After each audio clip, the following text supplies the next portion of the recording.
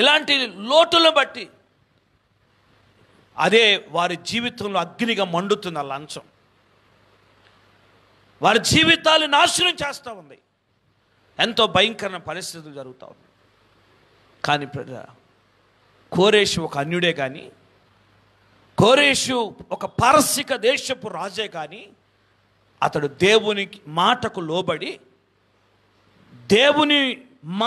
లోబడి వచ్చి దేవుని పోలి నడుచుకుంటా ఉన్నాడు.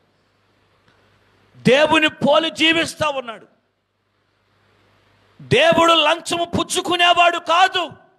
అలాగే కోరేషు కూడా లంచము పుచ్చుకొనకుండా ఎంతగానో దేవుని పని చేసిన వాడుగా ఉన్నట్లు మనం చూస్తూ ఉన్నాం. దేవుని స్తోత్రం చెప్పండి. హల్లెలూయా.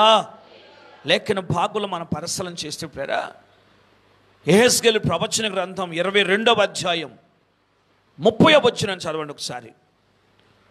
యెహెజ్కేలు ప్రవచన గ్రంథం 22వ అధ్యాయం 30వ వచనాన్ని, నేను దేశమును పాడు చేయకుండునట్లు ప్రాకారములు దిట్టపరచుటకును బ్రద్దలైన సందులలో నిలుచుటకును తగినవాడు ఎవడని నేను ఎంత విచారించినను ఒక్కడ కూడా కనపడలేదంట.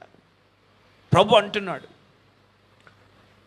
నేను విచారిస్తున్నాను, విచారణ చేస్తా ఉన్నాను. ఎవరి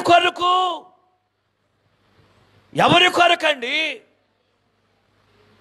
బ్రద్దులైన సందులలో నిలబడేవాడి కొరకు,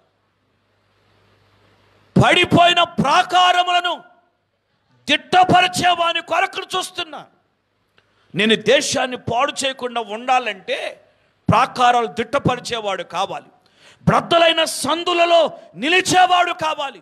అలాంటి వాడు ఎవడైనా ఉన్నాడా అని నేను చూస్తున్నాను, విచారిస్తున్నాను. అలాంటి వాడు ఒక్కడు దొరికినా, ఒక్కడు కనబడినా నేను దేశాన్ని పాడు చేయకుండా ఉండాలనుకుంటున్నాను. కానీ ఎంత విచారించినా ఒక్కడు కూడా కనబట్టలేదు అంటాడు. ఒక్కడు కూడా కనబట్టలేదు. ప్రాకారాలు దిట్టపరిచేవాడు, దేశం పాడు కాకుండా, దేశ ప్రజలు నశించిపోకుండా, దేశ ప్రజల క్షేమము కొరకు, దేశ ప్రజల రక్షణ కొరకు, దేశం యొక్క క్షేమము కొరకు నిలబడేవాడు ఒక్కడైనా ఉన్నాడేమో దేవుడు చూస్తున్నాడు. కానీ ఒక్కడు కూడా కనబడలేదు. ఆ అధ్యాయం అంతా చదివితే అందరూ లంచగొండలు అయిపోయారు. అందరూ లంచం పుచ్చుకుంటున్నారు, నరహత్య చేస్తున్నారు. ఇదిగో ఎంతగానో మరి ప్రజలను, స్త్రీలను విధవరాండ్రగా చేస్తూ ఉన్నారు. ఎంతో భయంకరమైన కార్యాలు. ఆ అధ్యాయం అంతా కూడా చదివితే పేరా ఎంతో భయంకరమైన కార్యాలు చేస్తారు. 12వ వచనం చదవండి ఒకసారి. అక్కడే 12వ వచనం చదవండి. నన్ను మరచిపోయి నరహత్యక లంచము పుచ్చుకొని వారు నీలో ఉన్నారు అని అంటాడు.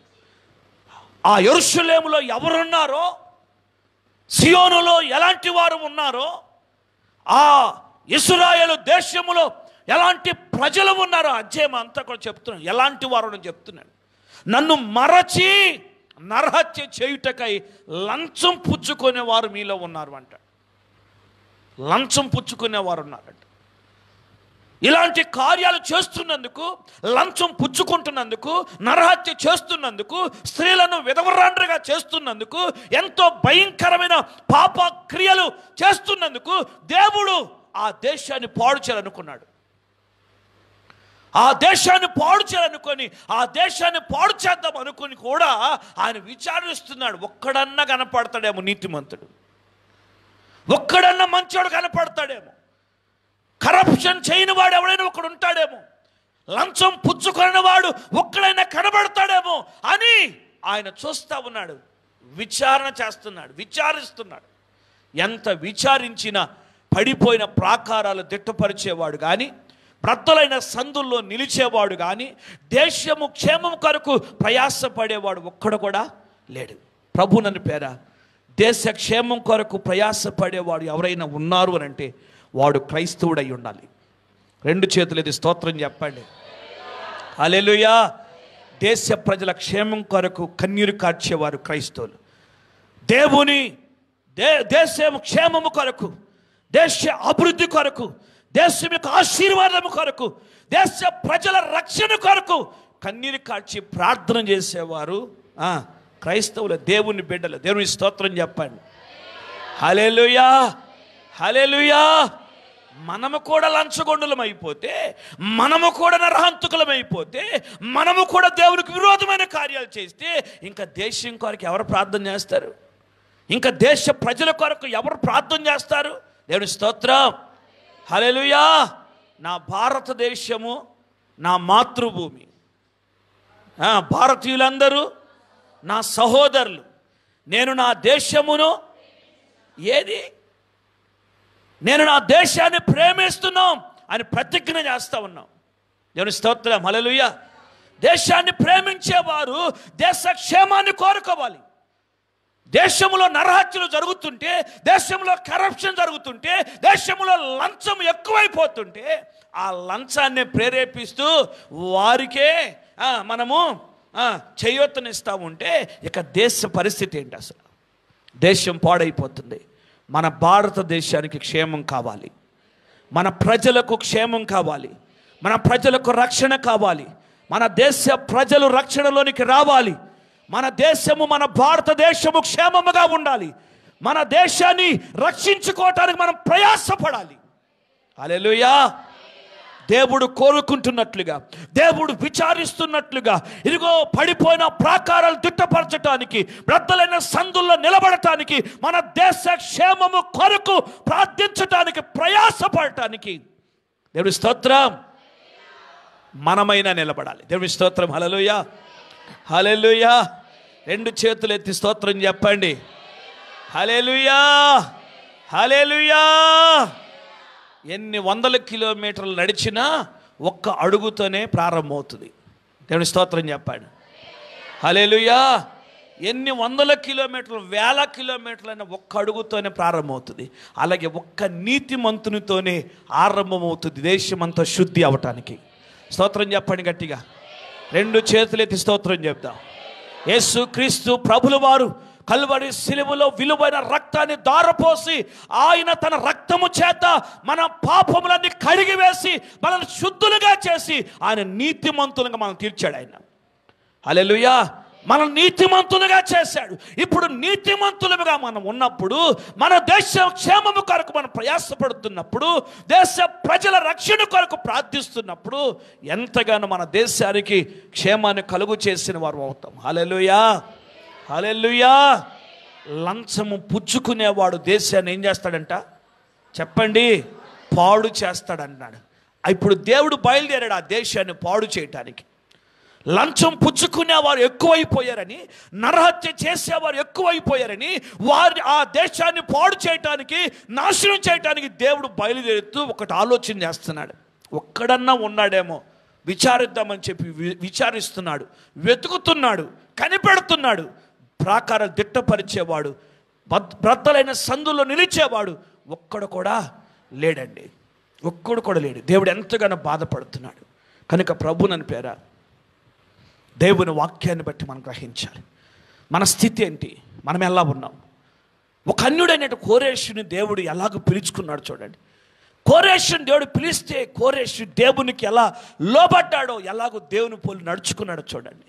లేరా లేఖన భాగంలో మనం పరిశీలన చేస్తే చదువుదాం దేవుని వాక్యంలో. సమూయేలు మొదటి గ్రంథం 8వ అధ్యాయం 3వ వచనం చదవండి ఒకసారి. సమూయేలు మొదటి గ్రంథం 8వ అధ్యాయం 3వ వచనాన్ని. సమూయేలు మొదటి గ్రంథం 8వ అధ్యాయం 3వ వచనం. వీరు బెయేర్షెబాలో న్యాయాధిపతులుగా ఉండిరి. అతని కుమారులు అతని ప్రవర్తన అనుసరింపక ధనాపేక్షకులై లంచము పుచ్చుకొని న్యాయమును త్రిప్పివేశారు. న్యాయాన్ని ఏం చేశారంట? త్రిప్పివేశారు. వారు బెయేర్షెబాలో న్యాయాధిపతులుగా ఉన్నారు. ఎవరు వీరు అని అంటే దైవజనుడు, దీర్ఘదర్శి, యాజకుడు, ప్రవక్త అయినటువంటి సమూయేలు కుమారులు యోవేలు, అబియా అనేటువంటి వారు.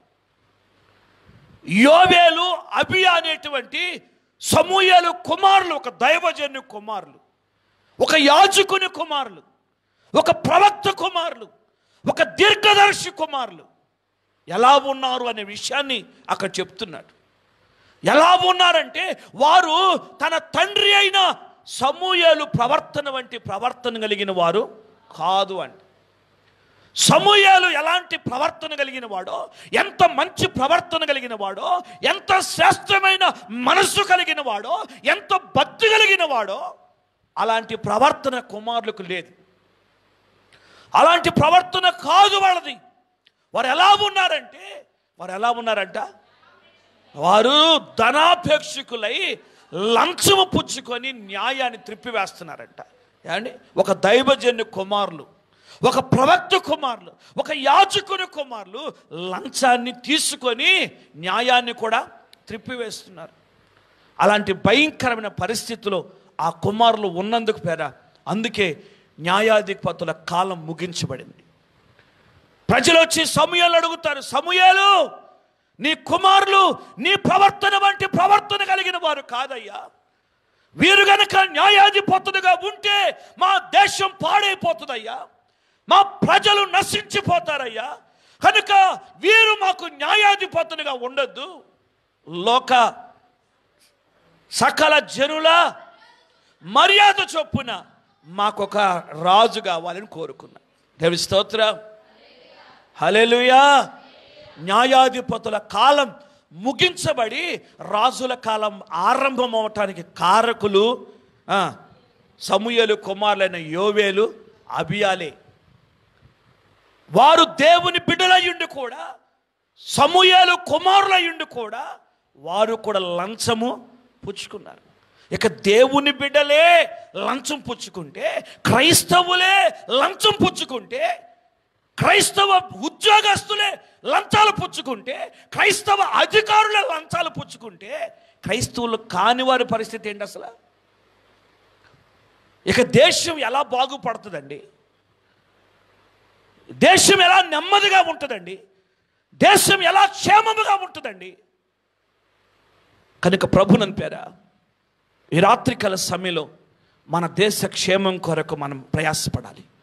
మన దేశ క్షేమం కొరకు మనం ప్రార్థన చేయాలి. క్రైస్తవులమై ఉండి, దేవుని బిడ్డలమై ఉండి, దేవుని ఎరిగిన వారమై ఉండి, నీతిమంతులుగా తీర్చబడిన వారమై ఉండి కూడా మనం కూడా లంచాలు పుచ్చుకుంటే భయంకరమైనటువంటి శాపాన్ని అనుభవించవలసి వస్తుంది. నువ్వు అనుభవించటం మాత్రమే కాకుండా నీ కుటుంబంలో అగ్నిగా మండుతుంది ఆ లంచం. అంత మాత్రమే కాకుండా నీ దేశాన్ని నువ్వు పాడు చేసిన వాడు అవుతావు, నీ దేశాన్ని నువ్వు నాశనం చేసిన వాడు అవుతావు.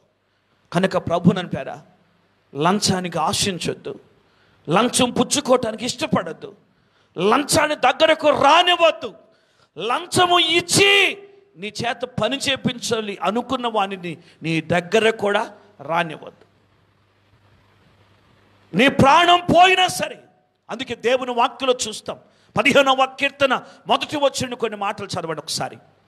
15వ కీర్తన మొదటి వచనం కొన్ని మాటలు చదువు. యెహోవా నీ గుడారములో అతిథిగా ఉండదగిన వాడెవడు? నీ పరిశుద్ధ పర్వతం మీద నివసింపదగిన వాడెవడు? యథార్థమైన దేవుని స్తోత్రం, హల్లెలూయా చెప్తున్నాడు కీర్తనకారుడు. అంటాడు, యెహోవా నీ గుడారములో అతిథిగా ఉండదగిన వాడెవడు? నీ పరిశుద్ధ పర్వతం మీద నివసింపదగిన వాడు ఎవడు అని ప్రశ్నించి సమాధానం కూడా ఆయన చెప్తున్నాడు. ఏమంటున్నాడంటే, ఎలాంటి వాడంటే ప్రేరా, దేవుని గుడారములో ఉండగలిగిన వాడు ఎలాంటి వాడంటే, యథార్థమైన ప్రవర్తన కలిగి నీతిని అనుసరించుచు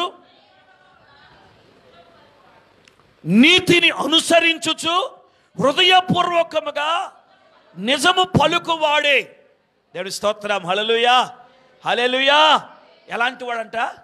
యథార్థ ప్రవర్తన కలిగి నీతిని అనుసరిస్తూ హృదయపూర్వకంగా నిజం పలికేవాడు. దేవుడి స్తోత్రం, హల్లెలూయా. వాడే దేవుని గుడారములో ఉండగలిగిన వాడు, వాడే దేవుని పరిశుద్ధ పట్టణములో, దేవుని మందిరములో నిలవదగిన వాడు వాడే. దేవుని స్తోత్రం, హల్లెలూయా. యథార్థమైన ప్రవర్తన కలిగిన వాడి, నీతిని అనుసరిస్తూ హృదయపూర్వకంగా నిజము పలికేవాడే దేవుని మందిరంలో ఉండాల్సిన వాడు. దేవుని స్తోత్రం, హల్లెలూయా. అలాంటి వాడు ఏం చేస్తాడో తెలుసా? చదవండి.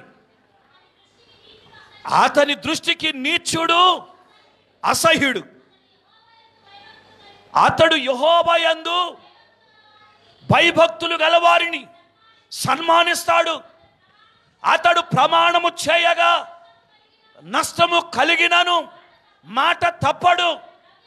అతని ద్రవ్యము వడ్డీకి ఇయ్యడు. నిరపరాధిని చెరుపుటకై లంచము పుచ్చుకొనడు. ఈ ప్రకారము చేయువాడు ఎన్నడును కదల్చబడడు. గట్టిగా చప్పట్లు కూడా దేవుని స్తోత్రం చెబుతాం. హల్లెలూయా, హల్లెలూయా. ఈ ప్రకారం చేసేవాడు ఎన్నటికి కదల్చబడడు. వాడు స్థిరముగా ఉంటాడు. దేవుని స్తోత్రం. వాడు ఆశీర్వాదకరంగా ఉంటాడు. వాడు ఉద్యోగం ఊడిపోదు, వాడి యాజకత్వం తొలగిపోదు, వాడి యొక్క అధికారం తొలగిపోదు. వాడు స్థిరముగా ఉంటాడు. హల్లెలూయా, హల్లెలూయా. వాడు ఏం చేస్తాడో చెప్తున్నాడు. వాడు ఎలా ఉంటాడో చెప్తున్నాడు. ఎలా ఉంటాడంట ఒక్కొక్క విషయాన్ని చెప్తున్నాడు. చదవండి మళ్ళా.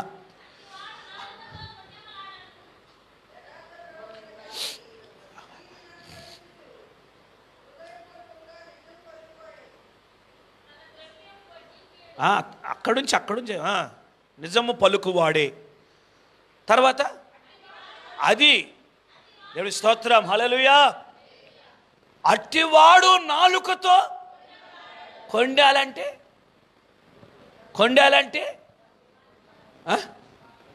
కొండాలంటే అబద్ధాలు, సాడీలు, అబద్ధ సాక్ష్యాలు, లేనిపోయినవన్నీ చెప్పటం కొండాలంటే. అలాంటి వాడు కొండేలు ఆడాడంట. అంటే అబద్ధాలు ఆడడు, అబద్ధ సాక్ష్యాలు చెప్పడు. తర్వాత తన చెలికానికి కీడు చేసేవాడు కాదు, తన పొరుగు వాని మీద నింద మోపేవాడు కాదు. అతని దృష్టికి నీచుడు, అసహ్యుడుగా ఉంటాడు. అతడు యెహోవా యందు భయభక్తులు గలవారిని సన్మానిస్తాడంట. దేవుని యందు భయభక్తులు కలిగిన వాడు ఏం చేస్తాడు? సన్మానిస్తాడు. తర్వాత అతడు ప్రమాణము చేయగా నష్టం కలిగిన మాట తప్పడు. తన ద్రవ్యమును వడ్డీకియుడు. నిరపరాధిని చెరుపుటకై లంచము పుచ్చుకోడు. దేవుడి స్తోత్రం. ఎన్నో విషయాలు అక్కడ రాయబడ్డాయి. కనుక ప్రభువుని పేర దేవుని భక్తులు, దేవుని బిడ్డలు, ఇదిగో 15వ కీర్తనలో చెప్పబడినటువంటి అనుభవంలో దేవుని బిడ్డలు ఉండాలి. అలాగూ నీతిమంతులుగా నడుచుకోవాలి. అలాగూ ఉన్నప్పుడు దేవుడు ఎంతగానో ఆశీర్వదిస్తాడు. అందుకే ఒక అన్యుడైనప్పటికీ కోరేషు నీతిమంతుడిగా ఉన్నాడు. అతని నీతిని బట్టి అతని రేపాడు అంట దేవుడు. దేవుడి స్తోత్రం, హల్లెలూయా.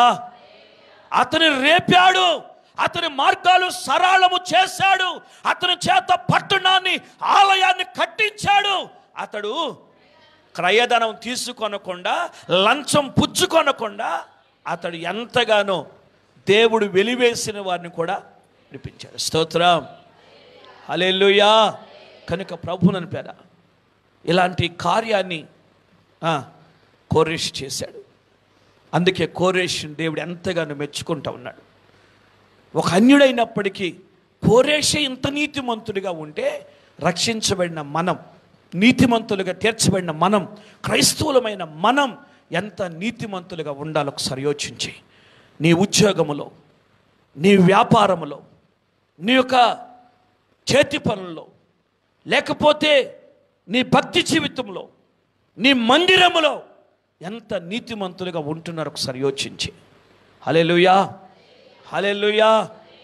లంచాలు పుచ్చుకొని జీవితాన్ని నాశనం చేసుకోవద్దు, కుటుంబాన్ని నాశనం చేసుకోవద్దు. అది దేవునికి ఇష్టం లేని కార్యం అది. కనుక ప్రభు సన్నిధిలో ప్రార్థన చేద్దాం. ప్రభా, అలాంటి స్థితిలో నేను ఉన్నానేమో, అలాంటి పరిస్థితిలో నా పిల్లలు ఉన్నారేమో, అలాంటి స్థితి నుండి నన్ను, నా కుటుంబాన్ని విడిపించు, నన్ను, నా పిల్లలు విడిపించు అయ్యా. నీవే నాకు క్షేమం కలుగు చేయి, నా కుటుంబానికి క్షేమం కలుగు చేయి. లంచము నా ఇంటికి రాకూడదయ్యా. లంచము అయ్యా నా చేతికి రాకూడదయ్యా. నేను పరిశుద్ధంగా ఉండాలి. నా దేశాన్ని అయ్యా క్షేమం కొరకు నిలబడేవాడిగా నేను ఉండాలి. నా దేశ ప్రజల రక్షణ కొరకు నేను ప్రార్థించేవాడిగా ఉండాలి. నా దేశాన్ని పాడు చేసేవాడిగా కాదయ్యా, కృప చూపయ్యా అని చెప్పి దేవుని సన్నిధిలో ప్రార్థన చేద్దాం. ఒక అన్యుడైనటువంటి కోరేషు ఎలాగూ నీతిమంతుడిగా నడుచుకున్నాడో, లంచం పుచ్చుకున్న వాడుగా ఉన్నాడో, అలాంటి వారముగా దేవుని సన్నిధిలో ఉందాం. హల్లెలూయా. మన జీవితంలో కానీ, మన పిల్లల జీవితాల్లో కానీ, లేకపోతే మన ముందు రాబోతున్న తరాల్లో కానీ ప్రేరా అలాంటి లంచము అనేటువంటి మాట మన కుటుంబాల్లో వినబడకుండా, అది అగ్ని వల్ల మన కుటుంబాల్లో మండకుండా అది మనకు దూరముగా ఉండునుగాక. దేవుడు మనకు క్షేమాన్ని కలుగు చేయునుగాక. మన దేశ క్షేమం కొరకు మనం ప్రయాసపడదుముగాక. మన దేశ ప్రజల రక్షణ కొరకు మనం ప్రయాసపడదుముగాక. దేవుడి మాటలు దీవించి ఆశీర్వదించునుగాక. ఆమె. అందరూ తలలు వంచండి, కళ్ళు మూసుకునండి, ప్రార్థన చేసుకుందాం. ఒక్క నిమిషం పాటు దేవుని సన్నిధిలో ప్రార్థన చేయండి. ఎవరు కూడా మౌనంగా ఉండకుండా ఒక్క నిమిషం పాటు దేవుని స్తుతిస్తూ, మన కొరకు ప్రాణం పెట్టిన యేసయ్య, మన కొరకు రక్తము కార్చిన యేసయ్య, మన కొరకు నిలువెల్ల నలిగిపోయిన యేసయ్య ఎన్నో అద్భుతాలు, సూచక్రియలు, మహత్కార్యాలు, గొప్ప గొప్ప కార్యాలు జరిగిస్తున్నాడు. ఉద్యోగాలు ఇస్తుంది ఆయన, స్వస్థపరుస్తుంది ఆయన, గర్భఫలం ఇస్తుంది ఆయన, వివాహాలు జరిగిస్తుంది మన దేవుడే. ఇన్ని కార్యాలు మన పట్ల చేస్తున్నాడు. ఏ లంచం తీసుకుంటున్నాడు? ఏ లంచం తీసుకుంటున్నాడు మన ప్రభువు? మన ప్రభు ఎంత పరిశుద్ధుడో మనము కూడా అలాగ ఉండాలి. నేను పరిశుద్ధుడిని గనుక మీరును పరిశుద్ధులై ఉండుడి అని చెప్పినట్లుగా, నేను లంచము పుచ్చుకొనను గనుక మీరును లంచం పుచ్చుకొనకూడి అని చెప్పినట్లుగా దేవునికి లోబడి, ప్రభువా ఆ కార్యాలు మాకు దూరం అవ్వాలయ్యా, ఆ కార్యాలు మా కుటుంబాల్లో ఉండకూడదయ్యా. లంచం పుచ్చుకునే అయ్యా చేష్టలు మా కుటుంబాల్లో ఉండకూడదయ్యా. లంచం పుచ్చుకునే చేష్టలు మా పిల్లల్లో ఉండకూడదయ్యా. లంచం పుచ్చుకునే చేష్టలు మా ఉద్యోగాల్లో, మా వ్యాపారాల్లో ఉండకూడదయ్యా. లంచం పుచ్చుకునే చేష్టలు అయ్యా మా అధికారంలో ఉండకూడదయ్యా. లంచం పుచ్చుకునే చేష్టలు మా సంఘములో ఉండకూడదయ్యా. పరిశుద్ధపరచయ్యా, కృప చూపయ్యా అని ప్రభు సన్నిధిలో ప్రార్థన చేద్దాం. అందరూ కూడా దేవుని సన్నిధిలో ప్రార్థన చేయండి. ఎవరికి వారు పరిశీలన చేసుకుందాం. అయ్యా ఎక్కడైనా ఏ విషయంలోనైనా అయ్యా నేను లంచానికి ఆశపడ్డానేమో, నన్ను క్షమించయ్యా. లంచం తీసుకోవటానికి మా పిల్లలు ఆశపడ్డారేమో, క్షమించయ్యా. మమ్మల్ని పరిశుద్ధపరచయ్యా. లంచము మాకు దూరం అవ్వాలయ్యా. లంచం మాకు దూరం అవ్వాలయ్యా. అయ్యా మేము క్షేమముగా ఉండాలయ్యా. అయ్యా లంచము మా జీవితాలు గుడ్డితనం కలుగు చేస్తుందయ్యా.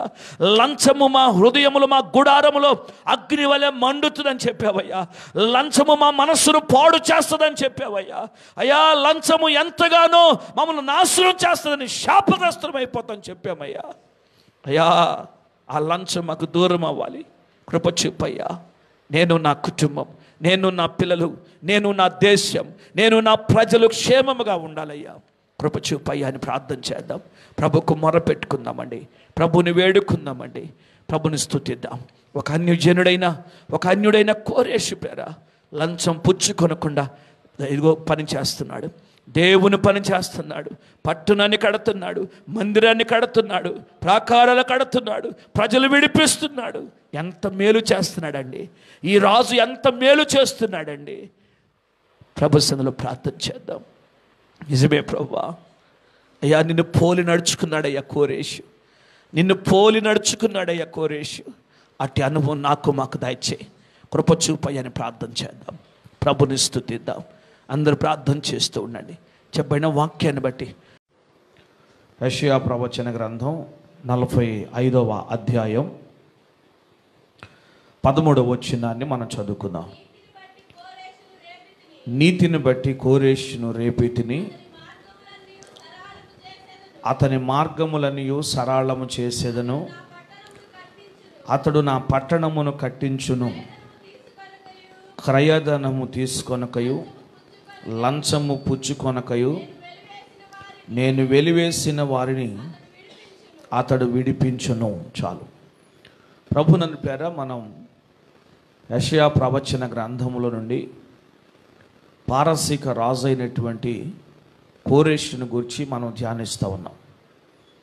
కోరేషును గూర్చి పరిశుద్ధాత్మ దేవుడు ఎన్నో విషయాలు మనకు మరి బోధిస్తూ ఉన్నాడు, నేర్పిస్తూ ఉన్నాడు. ఎన్నో విషయాలు మనం ధ్యానిస్తూ ఉన్నాం. ప్రభునందు పేర కోరేషుని గూర్చి గత రాత్రి మనం ధ్యానం చేసాం.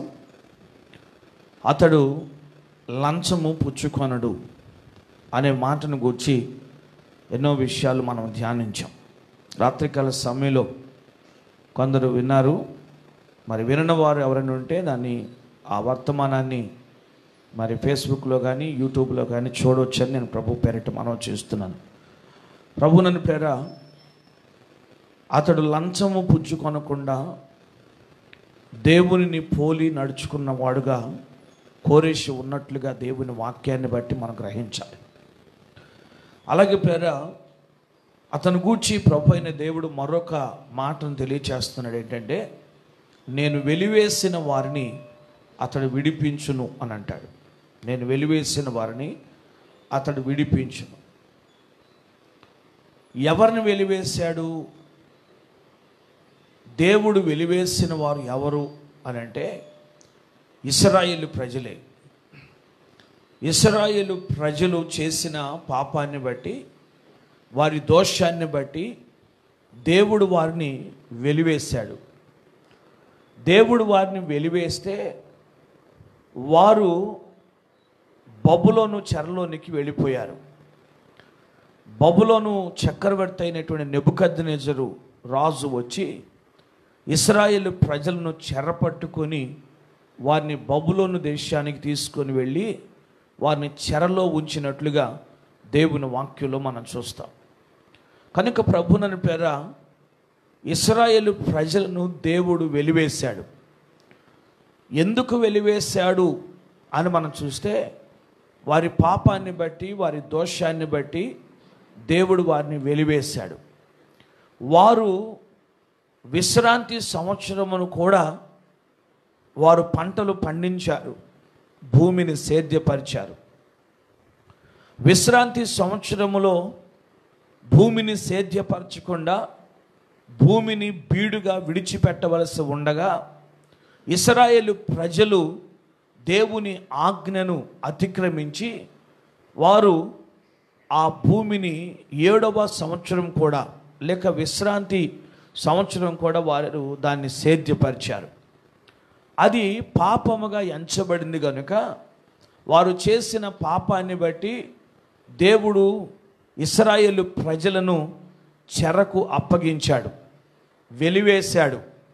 నా దేశములో, నా పట్టణములో ఉండటానికి వీలు లేదు అని చెప్పి ఆ స్థలము నుండి దేవుడు ఇశ్రాయేలు ప్రజలను వెలివేసినట్లుగా లేఖన భాగంలో మనం చూడగలుగుతాం. ప్రభువుని పేర యెరూషలేము నుండి లేక కనాను దేశము నుండి దేవుడు వాగ్దాన భూమి నుండి ఇశ్రాయేలు ప్రజలను వెలివేస్తే ఆ ఇశ్రాయేలు ప్రజలు బబులోను చెరలోనికి వెళ్ళిపోయారు. కనుక ప్రభువుని పేర దేవుడు వెలివేసినటువంటి వారు పాపం చేసినప్పుడు, దోషం చేసినప్పుడు వారిని వెలివేయాలి. ఒకవేళ వారిని వెలివేయకపోతే వారు దేశాన్ని పాడు చేస్తారు, పట్టణాన్ని పాడు చేస్తారు. కనుక వారిని వెలివేయాలి అని చెప్పి దేవుని యొక్క నిర్ణయం ఆయన నిర్ణయించాడు.